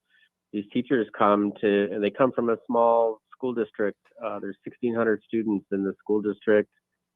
It's in a very small city. We have high schools that are as big as a school district. And so they stop into the senator's office, and this is a very routine kind of thing. And they want to talk about what's known around the Capitol as the education cross subsidy. This is where it's kind of Capitol speak for the fact that school districts have to spend a lot of money on special education mandates, and the state doesn't give them enough for it. And these teachers are saying, can the state help us out with this? And he wants to know if they're with the union, and then of course they are. And then he has some kind of a crazy temper tantrum and starts talking about how they are, teaching all this pornography, sex education. And I mean, he's using really kind of vile language and throws him out of his office. And apparently was like really up in this teacher's face, and so not totally unusual. I think we'd say that's an unusual thing to happen, but there are conflicts and confrontations at the Capitol. People, sometimes lose their cool. They use ugly language, what have you. What's unusual about this is that he goes out and he almost like brags about what he's done in his own newsletter to his constituents, including using the same euphemism for oral sex. In an email to constituents, he essentially just confirmed a lot of the story. There are some details that are different, and if you read deep into the story, you'll see there may have even been kind of a miscommunication going on. But really an unbelievable episode, and I think quite telling and kind of embodying this unfortunate political era where everything is just has to become an ugly confrontation, and just not behavior that I think we associate with public service. So I'm curious, what happened when these teachers had a chance to meet with other Republican members of the state legislature? Did things go differently? Well, yeah. The Senate Minority Leader, Mark Johnson, apparently he talked to the teachers. He said he would talk to Wiesenberg about his conduct. And also telling that Isaac Schultz, who's the House Representatives member from that district, he he apparently talked to them for 40 minutes. He told them, well, I'm not going to vote for the House Education budget bill. But he listened to them and he asked questions, and they said he was very cordial. And, I think that's how we expect people to behave. Not going into some tirade about how these teachers from a tiny school district are teaching kids to hate white people and pornography and throwing them out of your office. It's just entirely unacceptable behavior. Well, you can read more about that and the other stories we talked about today over at MinnesotaReformer.com. Again, that's MinnesotaReformer.com for the latest in Minnesota news and politics. We have been speaking with Patrick Coolican, who is the editor-in-chief of the Minnesota Reformer. Patrick, as always, thanks for coming on the show today. Appreciate it. Always a pleasure. And let's take a break and send things back over to Matt McNeil on AM 950.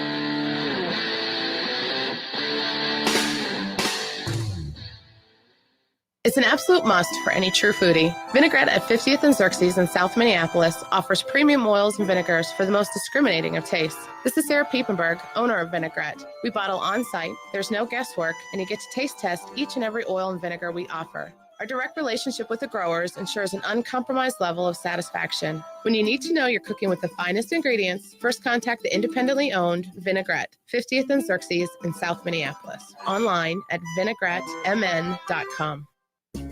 Next Chapter Booksellers is not just a bookstore, but a hub for book lovers too.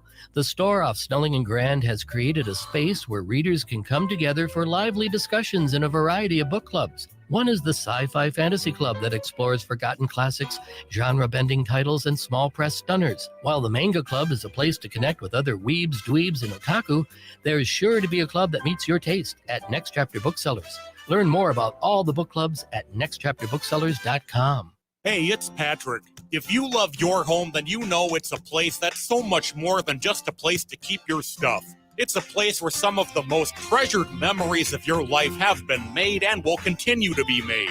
If you love your home, then you know there is only one carpet cleaning company to trust with your carpet, tile, and upholstery and your air duct cleaning, and that's My Cleaning Heroes at Zero Res. If you haven't tried out Zero Res or it's been months since your last deep clean, then now is the time to call and take advantage of the spring flash sale and get a free hallway with any of our carpet cleaning packages with 3-room Zero Resified starting at just $129. Don't wait for the weather. Book now to beat the rush. Call Zero Res right now, 952-ZERO-RES, or go online to ZeroResMinnesota.com and say you want the AM 950 special. Zero Res, backward or forward, spells the same.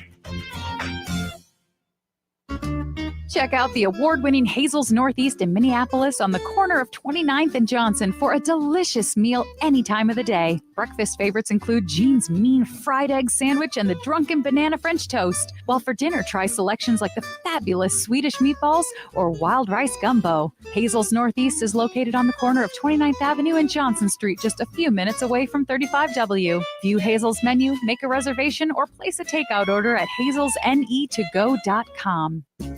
Get a head start in your summer reading. The locally owned Next Chapter Booksellers has an expansive collection that includes the latest bestsellers, classic novels, and more. The friendly staff is great at making recommendations for just about anyone. And with holidays, birthdays, and graduations coming up, a book, game, or puzzle from Next Chapter Booksellers makes the perfect gift. Plus, Next Chapter Booksellers hosts events like author signings and book clubs. So stop in and browse the store off Snelling and Grand in St. Paul. More at nextchapterbooksellers.com. Don't drive too fast or you will miss Scott Jamama's Hot Barbecue. Scott Jamama's offers huge taste out of a little place. Located at 3 West Diamond Lake Road near the intersection of Nicollet Avenue and West Diamond Lake Road in Minneapolis, this tiny hole in the wall offers mouth-watering baby back ribs, grilled chicken, and half-pound pulled pork sandwiches. Don't forget to add the potato salad, spicy baked beans, twice-baked potatoes, and delicious desserts. Find their winter hours and full menu at scottjamamas.com. Hi, this is Frank Brown, owner of Minuteman Press Uptown, Minnesota's only minority-owned union printing company. And I have big news. We've moved. Our new building in North Minneapolis is much larger with state-of-the-art equipment. That means we can get your projects done faster. We're on Washington Avenue North off I-94 at the Dowling exit, which allows for quick pickup and drop-off with plenty of free parking. And yes, we still print everything. I moved to MP Uptown because as a Black business owner, I want to be in North Minneapolis and help provide jobs. At MP Uptown, we pay above living wages, hire people who have made mistakes in the past, and believe in social justice. We have over 175 Google reviews with a 5-star rating. Let us handle your next print project because when you support our business, you support the community. Call 612-870-0777 or visit mpuptown.com. That's mpuptown.com. We print everything. Hi, this is Chad from AM 950. Snap Construction is arguably the most well-reviewed roofing, siding, window, and insulation contractor in the metro. Ryan is so excited about working with AM 950 and our listeners that he wants to help us grow. This is Ryan, owner of Snap Construction. I was friends with Chad long before I started marketing with him. I was a bit skeptical of radio advertising before Chad convinced us to run ads. The advertising's been so successful, we want to help the station grow. We've absolutely loved working with the listeners of AM 950, and we all know how extremely important this radio station is to the community. To help AM 950 grow, Snap Construction will be putting up proceeds to assist the station in marketing on social media. Snap Construction encourages you to follow, engage, share, and interact on the AM 950 social media platforms. Together, we can all work to ensure AM 950 continues to thrive and grow in our communities. We stand by our work with a lifetime craftsmanship guarantee. For a free estimate or more information on our financing, call 612-333-SNAP or check us out online. With a look at your AM 950 weather, I'm Patrick Lilia. Clear tonight with a low of 33, then sunshine Wednesday with a high of 58. Hazel's Northeast offers the most creative comfort food you'll find for any meal of the day. Hazel's is located at 29th and Johnson in Minneapolis, minutes from 35W. More at hazelsne2go.com.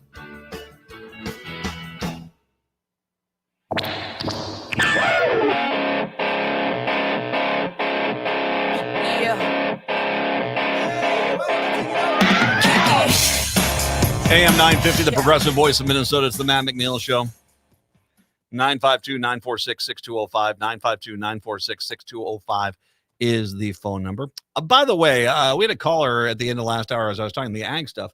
He talked about nitrates, and that's something that's talking about in southeastern Minnesota. A group of environmental organizations say nitrate pollution in drinking water has reached crisis proportions in southeastern Minnesota. It's time for the feds to step in. They are taking an unprecedented step in Minnesota to formally request the Environmental Protection Agency to take emergency action under the Federal Safe Drinking Water Act. State and local regulators have failed to lower dangerous nitrate levels in groundwater with voluntary measures to aim to curb pollution from farms, they said. Southeast Minnesota's groundwater is particularly vulnerable to nitrate pollution because of the many sinkholes and fractures. That's a selling point. And hey, come see our sinkholes. I'm a little hesitant to buy a house down there. I got to tell you the truth. Fractures in the porous limestone underlying the region. This contamination poses an imminent and substantial threat to human health, and the problems are not getting better, the group said, as their request submitted on Monday. It's not clear whether the EPA will act on the 98-page request, but the submission itself signals the depth of frustration in Minnesota's karst country, with a population largely traced to farm fertilizer, with pollution rather, largely traced to farm fertilizers and manure. Who wants a glass? Nitrate originating in large-scale agriculture has been one of the state's most aggressive environmental problems. The invisible and odorless acute contamination has polluted lakes and rivers, aquifers, and drinking water wells, continues to force communities to pay for drilling new wells and installing new treatment. In response, the state adopted the groundwater protection rule in 2019, and the most comprehensive action to prevent nitrate pollution through farms continue to expand. The emergency request was submitted by 11 local and national organizations, led by the Minnesota Center for Environmental Advocacy on behalf of residents in 8 southeastern Minnesota counties. About 80,000 residents in those counties rely on private wells for their drinking water, and about 300,000 people are hooked up to public water systems, according to the request. Rural residents with private wells have largely been left out of the state's major nitrate control efforts, the group said. Yikes. The 8 counties are Dodge, Goodhue, Fillmore, Mower, Olmsted, Wabasha, Houston, and Winona. Here's what I want to say. I am of the mindset and continue to be of the mindset that the federal government, state government, local government provides a purpose, provides a service to the people of the state, and is there when there are problems. And by all means, in my personal opinion, get down there, help these people out, try to help this out. I mean, this is a big problem. I don't know how you're going to stop the nitrates, especially with the larger dependency on nitrates and like I said, the situation down in the southeastern part of the state is that the ground itself is conducive to these things leaking into the water table, so that's not good.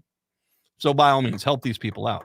But, and of course, Olmsted counties, that's Rochester.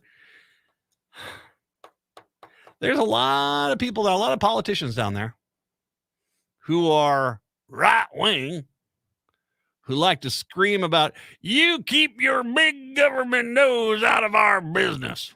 Okay. Can we start with the people who are okay with big government helping them out if they need help? Because what I would like to see is I would love to see these people who put forward this narrative, big government, boo, boo, boo, boo, boo. I would love to see these people kind of, have to come back and say, well, I'm kind of for this. And as a matter of fact, I've got a well on my lot. I'd love some help if I could get it, that sort of thing. Because I think it doesn't do us any good to have a bunch of people sitting there screaming at the top of your lungs, keep your nose out of our business. And then the second all of a sudden they need help is, why aren't you people coming down to help me? Because you told us to not. Well, that was on something I didn't agree with, but I agree with this, so I need you here now. I guarantee you always find something you were not going to agree with. I mean, and it's similar. There's an editorial in the Star Tribune. Let's see if I can find this here really quick. There was kind of like, they're upset because they feel and I don't blame them per se. They're upset because they feel as if too much of the road construction dollars are going to other projects. They're not going to this ring suburbs around the ring counties around the metro area. And I am, you know the truth is I completely can to a point agree with that. I can get that. I see how that can be upsetting. But the problem here is not Minneapolis, St. Paul, and those liberals. It's all those counties out in the outstate part of the state who can't afford their own bills, who need to be subsidized by the metro area. They're the ones that are robbing you blind. You want to get mad at the Democrats for not bringing you money out into those districts. Don't get mad at us. Go get mad at these Republicans that basically are coming from districts that need to basically have their projects subsidized because they can't afford it themselves. And I understand that that's frustrating. I get it. Trust me. How many times have I had Republicans screaming, get your nose out of our business as they grab our taxpayer dollars out of the metro area and jam it into their pockets? But, I can get it frustrating. But you see, this is the problem that we have. This is why, by the way, Republicans, how are you guys on seceding all those Western counties? The quicker we get rid of you guys, you deadbeats, it will be so great here for Minneapolis, St. Paul. I mean, the eastern side of the state will be a freaking mecca. I mean, it will be unbelievable. Can you imagine how great this new Minnesota would be? Oh, and you guys will be with North Dakota or South Dakota. You'll be at Dakota, maybe Eastern Dakota. Good luck with all that. It's you're going to have cuts across the board. I mean, forget about the fact that you're not going to get subsidized from the Twin Cities anymore. You're still going to have draconian cuts, and you're going to lose most of your best professionals. They're going to want to go someplace where they can get paid, and so you're going to have that issue. And of course, any like schools and roads and healthcare, that's all going to get decimated. But no. Then you don't have to listen to us liberals. So good luck with all. No, good luck with all that, and then we'll keep the money up here. Now, once again, my mentality is that we help each other. That's the best way to do it. An equal tide raises all boats. That being said, help out the people in southeastern Minnesota. And if I have to have a few of my taxpayer dollars go out to some water treatment facility or a trunk highway out in rural Minnesota, so be it. But just, can you tell the Republicans out there to shut up? Shut up, you ungrateful jackasses. Shut up. 952-946-6205. 952-946-6205. Hey, speaking of which, ungrateful jackasses, Speaker McCarthy, the U.S. House. Yeah. Yeah. I have not talked about this, but the House released their, guillotine to the budget to basically expand to extend the debt ceiling and make sure that the United States doesn't basically start a catastrophic world economy shattering collapse, little things like that. But hey, they've got their laundry list of things that need to be done to stop this. Or, by the way, they could do two things. One, they could just raise the debt ceiling and that's that. Or two, they could actually go after what caused the deficit, which was the Trump era tax handout to the wealthy people, rescind that. And guess what? Then more than basically what would end up happening is you'd end up cutting the deficit right there. I mean, you could do that. You could do that. But yeah, you're not. Here are the list of things, courtesy of the New York Times, that the House Republicans put out. This is late last week, that they want to be done so that they'll raise the debt ceiling. They proposed rescinding pandemic relief funds, which have not yet been spent, which they estimate would return about $50 billion to $60 billion to the government coffers. In 2020, 2021, Congress approved about $4.6 trillion in stimulus funding, which was intended to help the country recover. But there has been some leftover funding for programs and provide grants to healthcare providers, medical care, and veterans, pension benefits, and air to public transit agencies. Biden officials have pushed back on the effort, saying they expect the majority of unspent relief funds to eventually be used before they expire. So, and the last I checked, we've had Dr. Joe on the air with a few times. They're still fighting COVID. People are still dying, so I don't know if it's necessarily the best idea to pull all the funding because it's not over. And these are the major ones. There's a lot of lesser ones here, which I'm going to get to eventually. It's a hoot because the Republicans are a mess. They want to cap spending at the fiscal 2022 levels. House Republicans have long complained that federal spending is out of control, and the conference began the year by aspirations of balancing the budget in 10 years. That would require deep spending cuts to popular federal programs, something the GOP leaders have been unable to coalesce their conference around.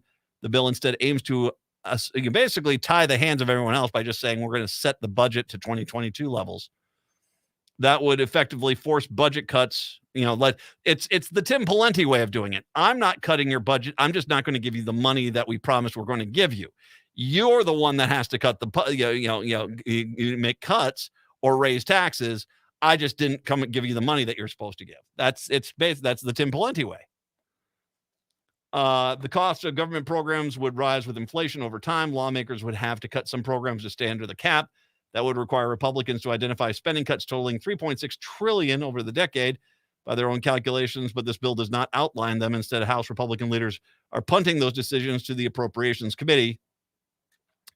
One fight appropriations will have to resolve is how to balance the cuts between defense-related spending and spending in other domestic programs like environmental protection and education. House Republicans in particular have been loath to adopt any cuts to military spending, but leaving the budgets intact would require steeper cuts to other programs. Democrats, and by the way, they could just rescind the Trump-era tax cuts. They could just do that. Have no intent, apparently. So, even if Republicans succeeded in imposing the caps, there's no guarantee they would produce anywhere close to the promised savings. Lawmakers in the future could simply vote to ignore them, and they did frequently with the spending caps that Barack Obama and congressional Republicans agreed to avoid a debt default in 2021. Or 2011, rather. Rollback some of the Biden administration's climate measures. The bill would undo major parts of the Biden administration's landmark health, climate, and tax law, which Democrats passed last year, and named the Inflation Reduction Act. The Republicans proposed repealing an array of energy tax credits in the law that aim to cut greenhouse gas emissions, including those that incentivize the use of previously owned electric vehicles and the production of clean electricity and fuel. Republican lawmakers claim the move would save about $271 billion to $1.2 trillion. Now, mind you, they don't add in the costs of what would happen if we just basically continue to ignore the warming planet and not try to cut greenhouse gases, which will be astronomical. But you see, this is what they do. It's all a shell game. The Republican plan also includes proposals in a separate energy bill that the House GOP lawmakers passed last month to bolster domestic energy production, although the bill has not passed the Democrat-controlled Senate.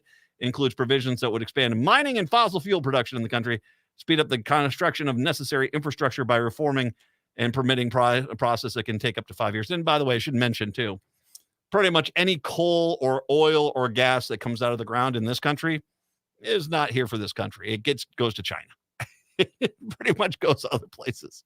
And so when you hear them say, we're going to increase energy production, for China, it's not going to help us that much. One thing Republicans are desperate to do is they do not want people to be actually held accountable for paying their fair share of taxes. They vowed to defund Biden's IRS army, rescinding the bulk of new funding for the tax collection agency was given to improve customer service and crack down on tax cheats. The Republicans are basically pro-tax cheat. That's what they are. The Inflation Reduction Act approved $80 billion in additional funding for the IRS, which has been struggling to deal with backlogs of tax filing to answer taxpayer calls before the declining resources over the years. Cutting off the spending would actually add to the federal deficits, the Congressional Budget Office estimated. That's because the money is protected to help the IRS crack down on taxpayers who do not pay what they owe, bringing in an estimated $200 billion in new revenue over the decade. That revenue would be lost if the funding is taken away. But heaven forbid Republicans actually make sense. They want to put stricter work requirements on food stamp and Medicaid recipients. That's right. Old people need to work if they're hungry or they need health care. The proposals would enact more stringent work requirements for recipients of food stamps and Medicaid benefits. Republicans claim would help attract more people to the workforce and save about $110 billion to $120 billion. Republican leaders, now mind you, they're all saying they're Christian. So it's nothing to do with Christianity. Oh, it's actually evil. The measure would make able-bodied adults without dependents receive both federal food assistance and Medicaid benefits, subject to work requirements until they're 55 years old. It also seeks to close a loophole Republicans have claimed that states abuse, which allows officials to exempt food assistant recipients from work requirements. How dare you? You want a sandwich, though? You better go pick up concrete blocks for 15 hours. Then I'll give you one sandwich. They want to block the student loan forgiveness. They wonder why they can't get Generation Z to vote for them. The bill would repeal administration's actions to forgive up to $20,000 in student loan debt for millions of borrowers. Raise the debt limit through March of 2024. Now, that's once again, they basically want to do this again in 2024. Now, this is horrible. I mean, and once again, it is just, it's what Republicans seem to be trying to do is undo major pieces of legislation from the last 2 years when they weren't in control by basically holding the debt ceiling. I personally think that Joe Biden should just call their bluff and just say, we're not going to pass these bills, because I guarantee you, before the economy is allowed to cavitate courtesy of the Republican Party, that basically that the Republicans will come screaming down the hall, waving a bill saying, we passed the debt ceiling, we're going to raise it. They won't allow this to happen. But this is the case. Needless to say, it's still an actual really big question on whether or not the Republicans can even get through the U.S. House. I'll explain that in a second. 952-946-6205. 952-946-6205. It's the Matt McNeil Show right here on AM 950.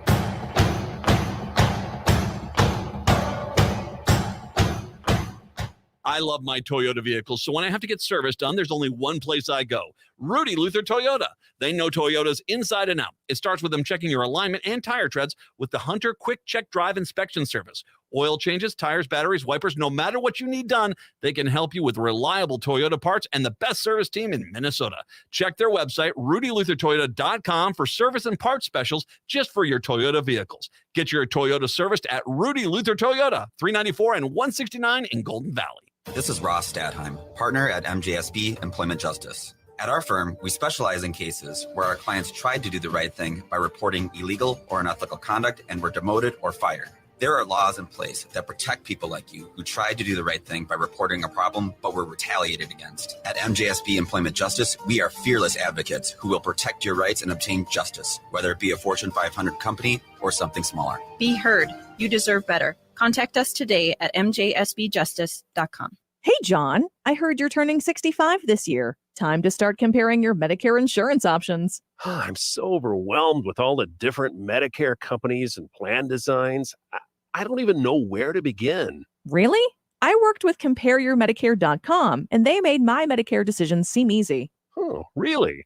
What do they do? CompareYourMedicare.com represents several of the top Medicare insurance companies in Minnesota. A local licensed agent will help you compare Medicare plans to determine which products best meet your needs and budget. Hi, this is Jared with CompareYourMedicare.com. We're a local small business that prides itself in helping our community with their Medicare needs. Medicare is complex, but it doesn't have to be. Whether you're planning to retire early or work past Medicare eligibility at age 65, give us a call.